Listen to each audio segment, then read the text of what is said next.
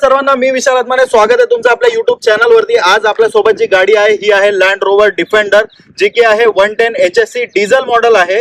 Actually या गाडीविषयी जर सांगायचं झालं ना तर ही गाडी खूप लोकांची ड्रीम कार आहे। पण खरं तर आजच्या या व्हिडिओ मधून आपण जाणून घेणार आहोत, एक तर काय आहे, तुम्ही युट्यूब वरती भरपूर व्हिडिओज पाहिले असतील, त्याच्यामध्ये तुम्हाला डिफेंडरचा कम्फर्ट वगैरे किंवा इंटिरियर वगैरे या सगळ्या गोष्टी बघितल्याच असतील। पण आज या व्हिडिओमध्ये आपण स्पेसिफिकली काय स्पेशल आहे तर आपल्यासोबत या गाडीचे मालक आहेत आणि मालक आपल्यासोबत या गाडीचा खरा अनुभव शेअर करणार आहेत। जवळपास त्यांना आता 6 ते 7 महिने झालेले आहे ही गाडी ओन करून, आणि ह्या गाडीमध्ये आतापर्यंत त्यांनी 20,000 किलोमीटर ही गाडी चालवलेली आहे। तर आतापर्यंत त्यांचा अनुभव कसा होता या गाडीविषयी, त्याचबरोबर त्यांना खर्च किती येतो या गाडीला, म्हणजे सर्व्हिस कॉस्ट काय आहे, त्याचबरोबर फ्युल कॉस्ट काय आहे। कारण की बरेच लोक म्हणतात डिफेंडर म्हणजे मायलेज कमी आहे, तर मायलेज कमी आहे तर खरं तर किती मायलेज आहे, त्याचबरोबर गाडीचा कम्फर्ट कसा आहे। आणि जर तुमच्यापैकी जर कोणी ही गाडी घ्यायचा विचार करत असेल तर तुम्हाला एक्झॅक्टली माहिती मिळावी की खरंच या गाडीमध्ये तुम्हाला नक्की काय भेटतं आणि काय नाही, कुठल्या गोष्टीच्या बाबतीत कॉम्प्रोमाइज करावं लागतं। आणि त्याचबरोबर एक मुख्य गोष्ट मी तुम्हाला सांगणार आहे या व्हिडिओमधून, एक तर हे जे ओनर आहेत या गाडीचे, यांच्याकडे ही डिफेंडर घेतल्यानंतर यांनी काही महिन्यानंतर लँड क्रुझर घेतली। आता आपण त्यांच्याकडून हे सुद्धा जाणून घेणार आहोत की डिफेंडर असताना त्यांनी लँड क्रुझर कशासाठी घेतली। आता मी व्हिडिओमध्ये बोलू इच्छितो या गाडीच्या मालकाला, जे की माझे मित्र आहेत, रामेश्वर दादा उकडे। तुमचं आपल्या युट्यूब चॅनल मध्ये सगळ्यात पहिले तर आपल्या व्ह्युअर्सला तुमचा परिचय सांगा। माझं नाव रामेश्वर उत्तमराव उकडे। माझा MIDC मध्ये सप्लायचं काम आहे।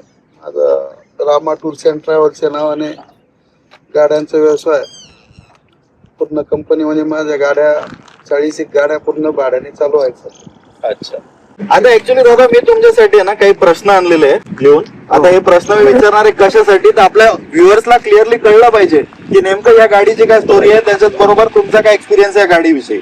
आता सगळ्यात पहिली गोष्ट तर मला सांगा, ही गाडी घेण्यामागचं तुमचं कारण काय होतं? तुम्ही डिफेंडर का घेतली, याच्याऐवजी तुम्ही दुसरी कोणती गाडी नाही बघितली का, किंवा कुठली गाडीच्या कंपॅरिझन मध्ये चेक केली?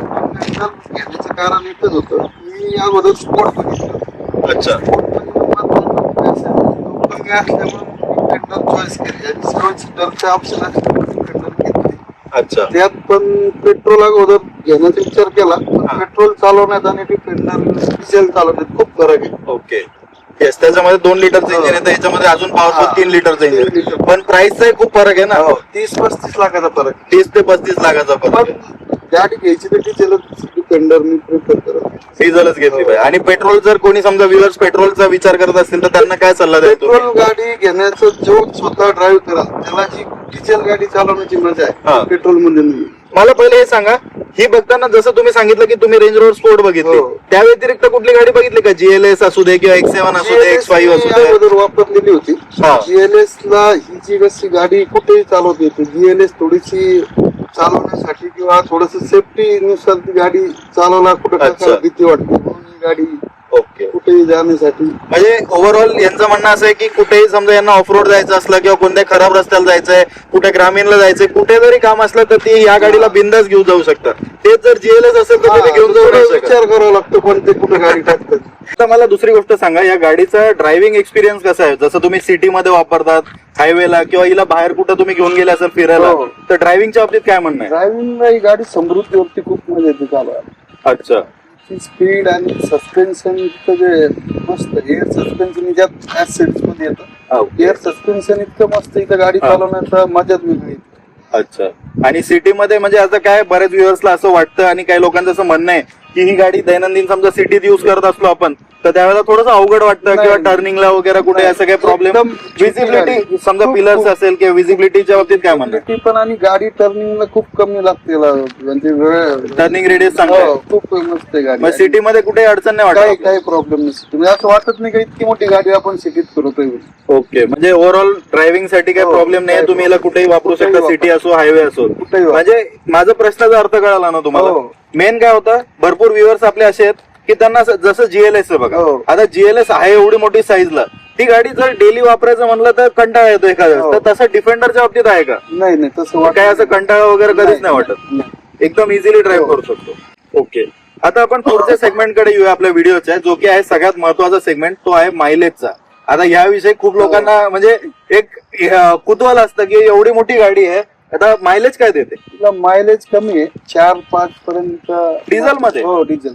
बापरे, आणि जर ही पेट्रोल असती तर? पेट्रोलला पण तेवढंच तेवढंच देतो. हो तेवढंच देतो. मला असं वाटलं होतं की डिझेल मध्ये हिचा मायलेज जास्त असेल, नाही. जवळपास 7-8 पर्यंत देत असेल. नाही मी आता खूप वेळेस बघितलंय तर मी मुंबई 2-3 वेळेस जाऊन आलो तर तेवढं डिझेल लागतं, तेवढं अवरेज 5 हो का? हायवे असो सिटी असो कुठेही कुठेही चालू. हायवेला पण जास्त नाही देते. नाही ओके, म्हणजे म्हणजे समृद्धीपेक्षा काय, कारण की आपण गाडी पळवणार तर ते आणि एक स्पीड कॉन्स्टंट हो. स्पीडला गाडी चालत असते. 180 कंटिन्यू गाडी चालते. मी 2.25 तासात मुंबई पोहोचतो. स्पीड पण तुमची तशी असते. स्पीड मुळे ते अवरेज थोडीशी येते. तर स्पीड मेंटेन केली तर मग ती गाडी चालून काय पाहिजे. बरोबर आहे, एवढी मोठी गाडी घेऊन काय फायदा. आणि जर डिफेंडर घेतली तर मायलेजचा काय विचार करा. डिझेल मॉडेल असून सुद्धा 5च्या वर कधीच मायलेज आजपर्यंत गाडीने दिलेला नाहीये. म्हणजे पेट्रोलचा तर ऑब्व्हियसली तेवढा आहे, हो. पण डिझेल मध्ये सुद्धा ही गाडी जास्तीत जास्त 4-5चा मायलेज देते. हो. ओके, सिटी मध्ये 4, हायवेला 5. हो. ओके, तर आम्हाला हे जाणून घ्यायचं आहे की या गाडीचा सर्व्हिस एक्सपिरियन्स कसा आहे. तुम्ही इथं सर्व्हिसिंग कुठं करतात, त्याचबरोबर खर्च किती आहे. मी मुंबईला सर्व्हिसिंग केली, आता एकच सर्व्हिसिंग झाली 13. अच्छा, ती कॉस्ट 1,25,000 रुपये साधारण. सर्व्हिसिंग आतापर्यंत गाडी आपली किती चालली. आता 19,820,000 कंपनी झाली का. अच्छा अच्छा, आणि सर्व्हिस कॉस्ट 1,25,000 फक्त ऑइल चेंज वगैरे, ब्रेक पॅड वगैरे थोडस मॉडेल. जर आता ब्रेक पॅड चेंज केलं तर किती खर्च येतो काय सांगू. 1,500च्या वरती जातो. तर तुम्ही या गाडीमध्ये काही सर्व्हिस पॅकेज वगैरे घेतलंय. पॅकेज नाही घेतलं. ओके, आणि एक गोष्ट आपली, जसं माझं पहिलं विचारायचं राहिलं यांना स्टार्टिंगलाच ही विचारायला पाहिजे होतं, या गाडीची आपल्याला ऑन रोड प्राइसिंग किती पडली होती. ही 1,75 पर्यंत गेली होती गाडी. ऑन रोड 14 लाखाची ऍक्सेसरीज दिली होती मला गाडी सोबत. अच्छा, गाडी घेताना तर एअर सस्पेन्शन हा ऍक्सेसरीजचा पार्ट आहे का? तो गाडी सोबत नाही आहे? गाडी सोबत नाही. अच्छा, आणि तुम्ही ते जसं आता भरपूर डिफेंडर जर घेणार असेल, लोक लावतात साईडला क्लॅडिंग बॉक्स नाही, असतो, मी एक ते साईडला लावलं नाही. लॅडर असते, ते नाही लावलं तुम्ही. नाही. का बरं ते. मला त्या लुकच नाही आवडला त्याचा. मला सिंपल लुक आवडला. अच्छा. ऑटोमॅटिक हा, ते ऑटोमॅटिक जे रिट्रॅक्ट होतं बाहेर येत 7 होते. लाख रुपये काहीतरी ऍक्सेसरीज पण लावलं होतं. 3 लाख रुपये लावते ती. मग ते टोटल आपल्याला जवळपास 1,75,00,000 हो. पडली गाडी ऑन रोड. हो. आणि हेच जर समजा कोणी व्ह्युअर जर पेट्रोल गाडी घ्यायचा विचार करत असेल तर त्यांना काय सांगाल तुम्ही, ती किती पर्यंत पेट्रोल गाडी जाईल तुम्हाला 1,45 पर्यंत. 1,45. हो 1,45 पर्यंत. आता म्हणजे एक याच्यामध्ये एक मी गोष्ट ऍडिशन करतो. आता बहुतेक तुम्ही जे प्राइसिंग सांगताय हे जीएसटी प्राइस कटच्या आधीचे आहेत. नाही, ही जीएसटी कट झालं नंतर. आता आजची जर कॉम्पिटिशन बघितलं अच्छा, तुम्ही त्या ऍक्सेसरीज धरून सांगता. आणि समजा आता जर माझ्यासारखा व्ह्युअर किंवा तुम्ही जर ऑनलाईन प्राइस चेक करत आहात तर हो. तुम्हाला पेट्रोल मॉडेलची प्राइस गाडी ऑन रोड 1,35,00,000 दाखवतं. बट आता यांनी जसं सांगितलं की ह्या ज्या ऍक्सेसरीज किंवा या सगळ्या गोष्टी घ्याव्या लागतात, तर हा हिडन कॉस्ट असतो हो. आणि हा पुढे ऍड होत जातो. आणि ही माहिती फक्त एक ओनरच सांगू शकतो. काय काय होतं, आपण आता समजा ऑनलाईन चेक केलं, हो. आता मी जर पेट्रोल मॉडेलची प्राइस चेक करतो तर मला जवळपास 1,35,00,000 दाखवतं. हो. बट आता त्याच्यानंतर काय खर्च हे नाही दाखवत ना. ते देतच नाही गाडी. शोरूम वाले तुम्ही कुठे सेंटर तुम्ही तुम्हाला सिरीज लावून देणार. लावून कमीत कमी देणार. 10 लाखाची सिरीज देणार. अच्छा, मागची बॅक सीटचे चार्जेस लावला. ओके, तर हे 7 सीटर व्हर्जन. हो. तर जे 7 सीटर व्हर्जन आहे याच्यामध्ये जे लास्ट 2 सीट आहे हा. तर ह्या तुम्ही ऍक्सेसरीज मध्ये हो, लावल्या, accessories. तर याची काय कॉस्ट आहे तुम्ही सांगू शकता त्या 2 सीटची. 1,34,000. आणि त्या सीट कम्फर्टेबल आहे का नाही, बेबी सीट सुद्धा. Baby seat. हो, मुलं जर बसू शकतात. कोणी लहान मुलं असतील हा. घरात तर तेच बसू शकतात परत. नाही, आपण नाही बसू शकत. अच्छा, बाकी ते युजेस फक्त मुलांचा. पण तरी त्याची प्राइस 1,34,000. 1,34,000. सो या हिडन कॉस्ट आहेत गाडीच्या. आणि ओनरने आपल्यासोबत ऑनेस्टली सगळं शेअर केलं की ऑन रोड ही गाडी कितीला पडते, त्याच्यानंतर या सगळ्या ऍक्सेसरीज कितीला जातात. या गोष्टी तुम्हाला इंटरनेटवर किंवा कुठे व्हिडिओ मध्ये माहिती नाही मिळणार. हे फक्त एक ओनर सांगू शकतो आपल्याला. आता पुढे प्रत्येक शोरूमची वेगवेगळी कॉस्ट. हा, ते पण. प्रत्येक शोरूम मध्ये वेगवेगळे स्टेपचे पैसे वेगळे लावणार तुम्हाला. सिरीज म्हणजे जे लावणार ते मनाने लावणार. अच्छा, आणि गाडी एक आपल्याला ती सांगणार तुम्हाला गाडी जर लवकर पाहिजे तर सिरीज घ्यावंच लागेल. घ्यावंच लागतं. नाही तर 6 महिने गाडी देत. नाही, आता तर खूप जास्त वेटिंग आहे हो, डिफेंडरला. wait करतो. आणि एवढी जास्त क्रेज आहे गाडीची की गाडी लवकर भेटत सुद्धा नाहीये. आणि तुम्ही गाडी कुठून घेतली होती. मी वरलीवरून अच्छा, हेच बघा किती आहे गाडीची, की गाडी जर लवकर भेटत नाहीये तर त्यासाठी यांनी किती सूत्र फिरवले. म्हणजे पुण्याचा शोरूम सोडला. गेलो होतो गाडी घ्यायला. बापरे. AMP पण पाहिजे तर लवकर पाहिजे गाडी, नाही तर नाही घेत. म्हणजे व्ह्युअर्सला ऑनेस्टली सांगा, गाडीमध्ये आतापर्यंत काही प्रॉब्लेम जाणवले का. इलेक्ट्रॉनिक्स असो किंवा सस्पेन्शन असो, गाडीचा ओव्हरऑल कम्फर्ट, काही प्रॉब्लेम जाणवले का. नाही, गाडीचा आतापर्यंत काही प्रॉब्लेम वाटले नाही मला. 6-7 महिन्यापासून वापरतोय. हा. 1000 चालवली, काही प्रॉब्लेम वाटला नाही. एकदाही नाही, काहीच प्रॉब्लेम नाही आला. नाही.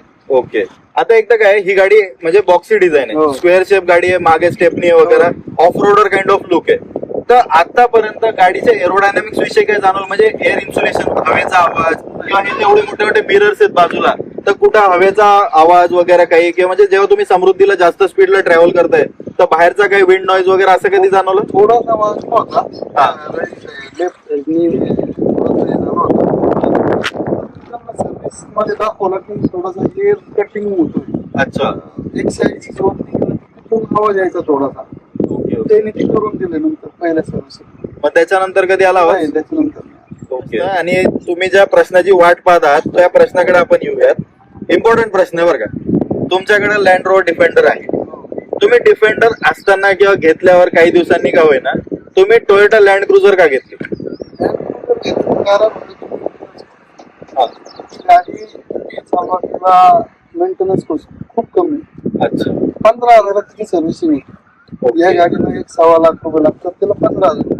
आणि तिच्या गाडी चालवण्यात पण तिचा जो मजा आहे तो वेगळा आहे. ओके. तिच्या ट्विन टर्बो असल्यामुळे तिची इंजिन खूप पॉवरफुल. अच्छा. तर हे झालं तुमचं उत्तर. तुम्हाला सर्व्हिस वगैरे या सगळ्या गोष्टी तुम्ही विचार केला. डिफेंडर मध्ये काही कंप्लेंट होती म्हणून तुम्ही लँड क्रुझर नाही नाही नाही काय म्हणजे आवड म्हणून का फक्त आवड असं? म्हणून. आणि गाडी म्हणजे भेटत होती, एक तर गाडी वेटिंग होती. हो. लँड क्रुझर लवकर भेटत नाही म्हणजे इझिली अवेलेबल नसणारी गाडी होती. गाडी मला भेटल्यामुळे मी लगेच घेऊन टाकली. अच्छा. हा, आणि त्यामध्ये मला डिस्काउंट पण चांगलं झालं होतं त्या गाडीत. ओके. त्यामुळे मी ती गाडी लगेच मी 3 महिन्यात ती गाडी घेतली. अच्छा. आता जर तुम्हाला जाणून घ्यायचं असेल की यांना लँड क्रुझर कितीला पडली, त्या गाडीचा रिव्ह्यू कसा आहे, ती गाडी डेली यूज साठी कशी आहे, तर याच्यासाठी तुम्ही आपल्या चॅनलला नक्की सबस्क्राईब करा, बेल नोटिफिकेशन क्लिक करा. आपल्या चॅनलवरती पुढे लँड क्रुझरचा सुद्धा एक ओनरशिप रिव्ह्यू येणार आहे आणि आपले जे दादा आहेत हेच त्याचा लँड क्रुझरचा एक्सपिरियन्स आपल्या सोबत शेअर करतील. पण आपल्या व्हिडिओच्या रॅपिड फायर राऊंड कडे येऊयात. एक महत्वाचा एक राऊंड असतो आपला दर व्हिडिओ मध्ये, आपण ओनरशिप रिव्ह्यू मध्ये करत असतो. एक 3-4 प्रश्न आहेत माझे, पण एका वाक्यात मला उत्तर सांगा. या गाडीचं सगळ्यात बेस्ट फीचर कोणतं वाटलं तुम्हाला? Air suspension. Air suspension. हो. आणि सगळ्यात खराब फीचर असं काही वाटलं तुम्हाला आतापर्यंत की यार हे फीचर आहे पण काही कामाचं नाहीये? त्यात खराब म्हणजे आणखीन असं की जाणवलं नाही. अच्छा. पण थोडंसं मागचं काय थोडंसं जम्पिंग करते. ओके. जर जास्तच आपण ऑफ रोडिंग केली तर. ऑफ रोडिंग मध्ये हायवेला ही गाडी हलते का? नाही आलं. आणि ही गाडी वर्थ बाईंग वाटली तुम्हाला? म्हणजे जी प्राइस तुम्ही या गाडीसाठी हो. मोजली 1.75 ती वरती आहे खरंच? हो 100%. 100%. गाडी जर कधी असं वाटलं म्हणत की आपले पैसे जास्त नाही, गेले? नाही. गाडी जर घरातून काढली ना बघत असतात कोणी पण गाडी, दुसऱ्या गाडीकडे इतकी नजर जाते. रोड प्रेझेन्स हा, जबरदस्त तुम्ही आहे. स्पोर्ट जरी घ्या, स्पोर्ट एवढी बघत नाही होती, पण नाही बघत, ते Defender तर जर गोष्ट गाडी आहे. खूप लोक लांबून बघतात. बरोबर आहे. म्हणजे ते एक मनाला समाधान हा. वाटतं की यार माझा पैसा वाया नाही योग्य गेला. ठिकाणी गेलाय. ठीक आहे. आणि एक अजून एक क्वेश्चन माझा, जर तुमची अजून आता ही डिफेंडर आली, लँड क्रुझर आली, आता पुढची ड्रीम कार कोणती आहे? नाही, माझं एक चालू की वेल फायर घ्यायची, एक अच्छा. GLS घ्यायची. अच्छा. हो. आता त्या गाड्या बाकी आहे. 2 गाडी. GLS अगोदर ओल्ड होती माझ्याकडे. हा, हा. ठीक आहे. अच्छा. आताची जी करंट जनरेशन हा. GLS आहे AMG लाईन, हो. ती घ्यायचा विचार? मी ही गाडी घेताना पण मी कोटेशन काढलं होतं त्या गाडी. अच्छा. पण ती पण 1.60-1.65 पर्यंत हिच्याच प्राइस मध्ये गेली असती तुम्हाला. हो.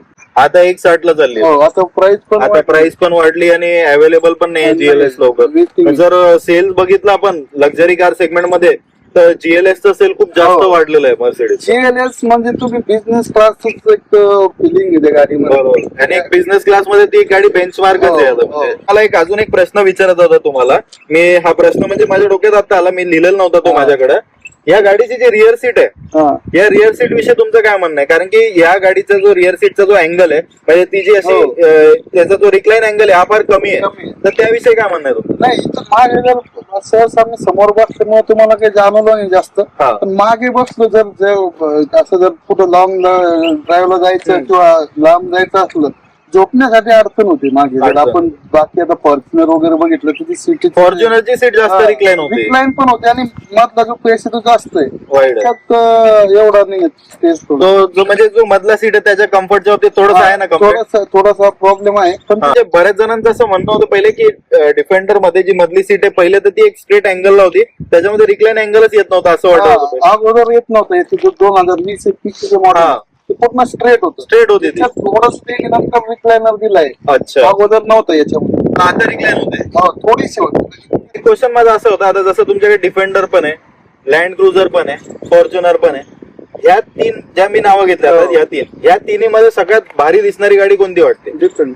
डिफेंडर. हो. लँड क्रुझर पेक्षा चांगली? हो. लँड क्रुझर पेक्षाही चांगली मला डिफेंडर दिसायला वाटते. अच्छा. कारण की काय होते आजकाल मी नवीन गाडी आणली आणि एका ठिकाणी असं पूजेला गेलो तर एक जण आला आणि मला गाडी बघितली मला म्हणे स्कॉर्पिओ आत्ता आणली का म्हटलं स्कॉर्पिओ लँड क्रुझर घेतली आता. त्यामुळे थोडस त्या गाडीचा लुक जो आहे तो आपल्या इकडे खेडेगावात थोडासा लँड क्रुझरचं प्राइस पण लक्षात नाही Price आहे. येते. एवढे महागाची हा. गाडी येते काय म्हणजे हिच्यापेक्षा सुद्धा महाग गाडी येते लँड क्रुझर. पेक्षाही आणि एक क्वेश्चन माझा एक म्हणजे असं समजा तुम्ही आता तुमचा पुढचा डिसिजन येतो जर तुम्हाला दोन चॉईस आहे एक तर लँड क्रुझर आणि डिफेंडर मधून एकच गाडी ठेवायची आहे, पुढे तुम्हाला दुसरी एखादी घ्यायची आहे, पण या दोन्ही मधून एकच ठेवायची एक काढायची तर कुठली काढणार कुठली दोन्ही ठेवणार? गाड्यातून एक गाडी काढणं खूप अवघड आहे. दोन्ही एवढ्या आवडतात. दोन्ही गाड्या पण इतक्या- एक उत्तर सांगा ना असं की म्हणजे जर एक वेळ आली समजा तुम्हाला एक काढायची आहे, तू पुढे तुम्हाला जीएलएस वगैरे घ्यायची, कुठली घ्यायची एक काढायची तर कुठली काढणार? मी डिफेंडर लँड क्रुझर नाही. लँड क्रुझर नाही विकत.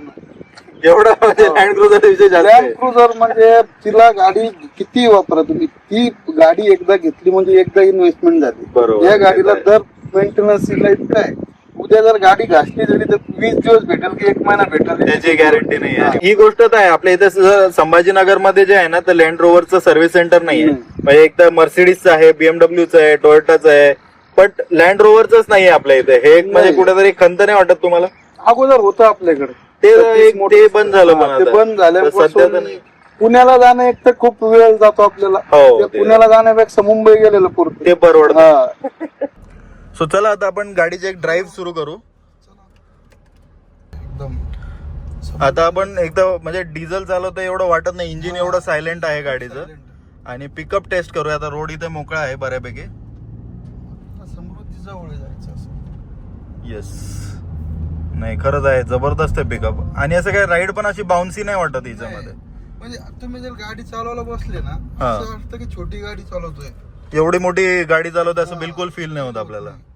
ओके, गाडी चालवतोय आणि खरंच गाडीचा जो ड्राईव्हचा फील आहे ना खरंच जबरदस्त आहे. म्हणजे तुम्ही जो एक्सपिरियन्स शेअर केला गाडीचा ड्रायव्हिंगच्या बाबतीत तर खरंच जस्टिफाय करते गाडी त्याला. म्हणजे बिलकुल असं फील होत नाही की आपण एवढ्या मोठ्या साईजची गाडी चालवतोय. आणि डिझेल गाडी म्हणून वाटत नाही, जसं पेट्रोल गाडी सारखं फील आहे.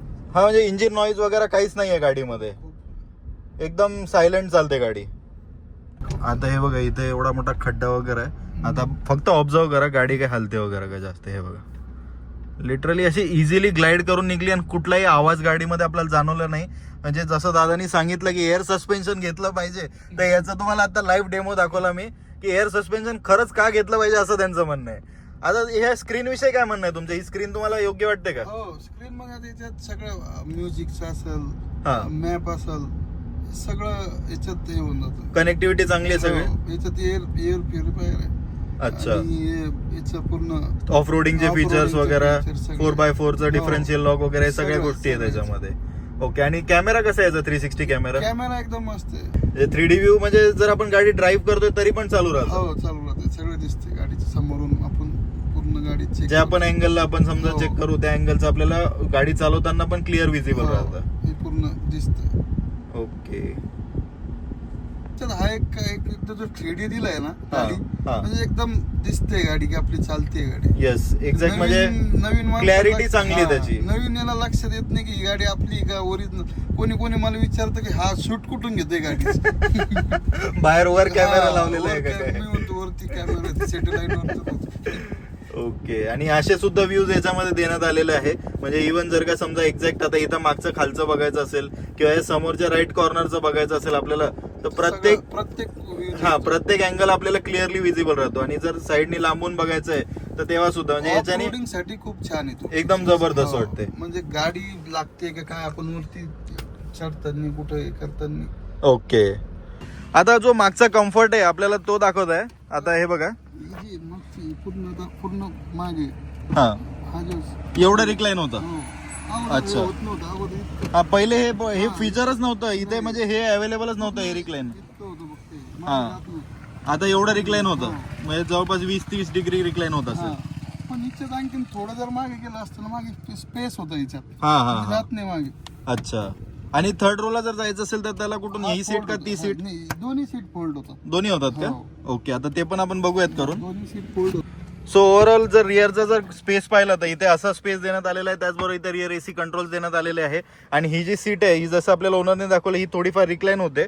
सो आता जर आपण बघितलं ना तर याची जी थर्ड रोची सीट आहे ही अशी चाइल्ड सीट देण्यात आलेली आहे आणि इथे एवढाच लेग स्पेस याच्यामध्ये आहे. सो जसं म्हणजे सांगितलं तसं फक्त लहान मुलंच त्या ठिकाणी बसू शकतात.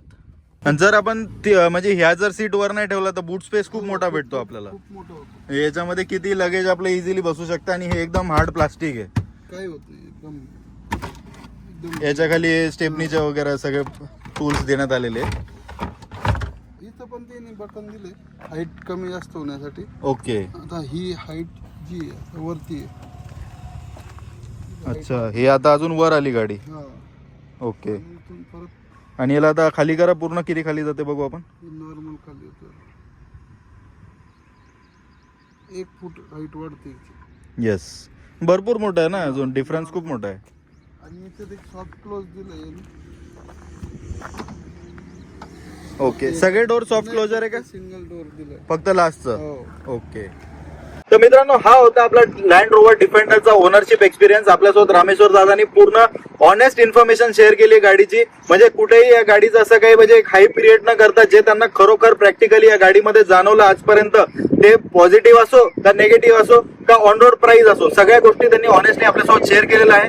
तुम्हाला जर व्हिडिओ आवडला असेल तर नक्की लाईक करा. या व्यतिरिक्त जर तुमचे काही प्रश्न असतील या गाडीविषयी किंवा कुठल्याही गाडीविषयी असतील तर मला कमेंट्स मध्ये नक्की विचारा. मी प्रत्येक कमेंट वाचत असतो आणि तुमच्या प्रत्येक कमेंटचं उत्तर मी देण्याचा प्रयत्न करेन. त्याचबरोबर जर तुम्ही चॅनलला नवीन असाल तर नक्की सबस्क्राईब करा, बेल नोटिफिकेशन क्लिक करा. व्हिडिओ पूर्ण बघितल्याबद्दल खूप खूप धन्यवाद. Thank you so much. आणि तुमचे देखील खूप खूप आभार, तुम्ही आलात वेळात वेळ काढून आणि आपल्या व्ह्युअर सोबत सगळा तुमचा अनुभव शेअर केल्याबद्दल.